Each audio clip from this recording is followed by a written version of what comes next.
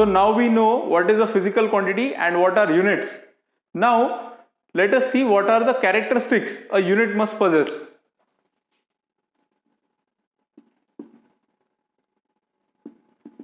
Characteristics of units.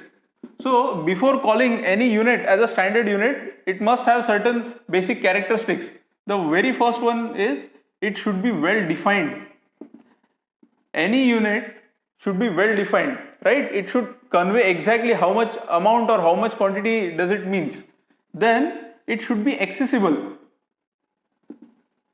It should be accessible, meaning if you want to measure the length of a segment, you should not go and climb a mountain to fetch a unit meter scale, right? It should be accessible, means it should be available to you at a very nearby place.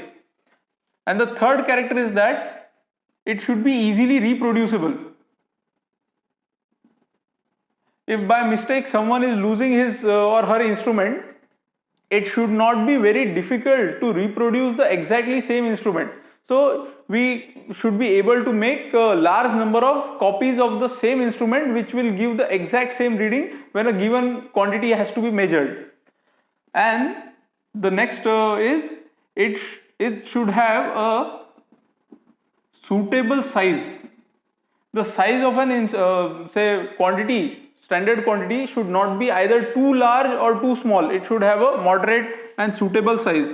And the last part is its value should be invariant, or its magnitude must be invariant,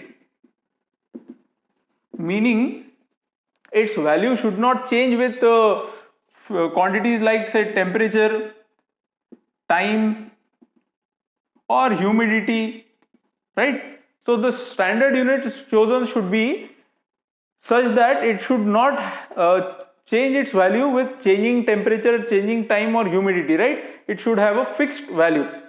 Now let us see how a physical quantity is classified. This is now very important. As we are going further, we are going to see how a physical quantity is classified. A physical quantity can be classified as fundamental physical quantity or derived physical quantity. Now as we proceed with the subject of physics, you are going to encounter a lots and lots of physical quantities. But as it has been observed that there are a very few physical quantities which are used to represent the rest of the physical quantities. For example, let us say I want to construct a particular building. Let us say I want to construct a hospital. So I would require some basic constituents. I would require say sand, cement, water and iron, right? And similar and bricks say. But similarly, if I want to construct a school, so the same building material which I have utilized to construct a hospital, the same building material I would require to construct a school. In a similar way, whenever there are different physical quantities, there are a set of physical quantities whose combination is used to represent those quantities, right? So the quantities which are basic quantities or fundamental quantities which are independent, so I'll write this down, these are independent of other physical quantities, right? Fundamental physical quantities. And the derived physical quantities, these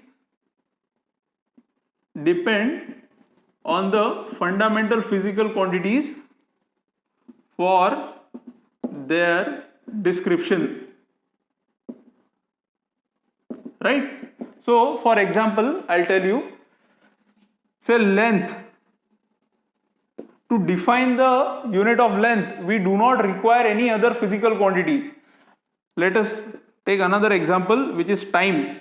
Here length and time, these are two quantities which are independent quantities, right? They do not depend on other physical quantities. But derived quantity, I can take an example of velocity, which is equal to the displacement upon time taken, right? So here the velocity of a body depends on two quantities, which is displacement as well as time, and when we take the ratio of these two, we get the velocity. So here we can say, here I can write that the unit of length is say meter and the unit of time is say second. So here what will be the velocities unit? It will be meter per second. So now you are getting the basic difference between a fundamental physical quantity and a derived physical quantity. Now there is one more kind of quantity which is known as the supplementary physical quantity, right? I'll talk to you about the supplementary physical quantity in detail in a little bit. So these three things you need to remember, that any physical quantity can be classified into three different categories, which is fundamental physical quantity, which is independent of other physical quantities for its description; derived physical quantity, which depends on the fundamental physical quantities for its description; and there is something else which is known as the supplementary physical quantity. When these three things are taken together, that is fundamental physical quantity, derived physical quantity and a supplementary physical quantity, when we combine these three, we get something which is known as the system of units. What is basically a system of units? It is the combination of fundamental, derived and supplementary physical quantities, or supplementary derived and fundamental units, right? So this is what is meant by the system of units. We are going to see what are the different system of units now.